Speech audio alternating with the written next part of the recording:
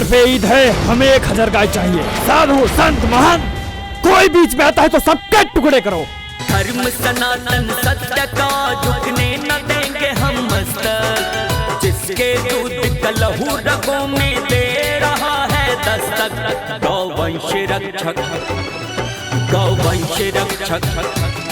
अब आप बताइए, हर मुसलमान नाच गाना नंगापन देख रहे हैं, अब वो इस्लाम में हराम नहीं है। अब हमारी दारू दोस्ती की जो एक मिसाल होगी, अब उसको हराम कह रहे हैं। मैं हरिद्वार चला गया, आखिर आप लोग कर क्या रहे हो? मेरे आश्रम से गाय निकलती चली जा रही है। जाओ जाके गौ रक्षा करो। हमके तो कुछ गड़बड़े लागत है सरकार। बचपन के प्यार कैसे हम भुलाए सजन, बचपन के प्यार कैसे हम भुलाए सजन। अरे हम भैया कब बस समझावत है कि गैया चारा न हो, भैया चारा हो।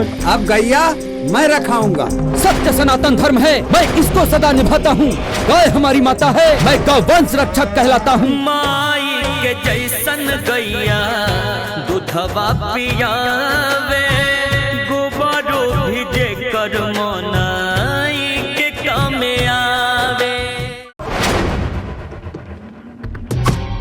मिट गए सब काफिर जो हमें मिटाने आए थे।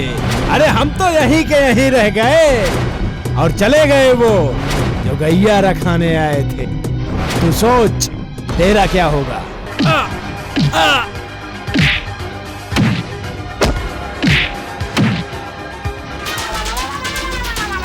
गौ तस्करी करबे, हम तो के जिंदा न छोड़ब।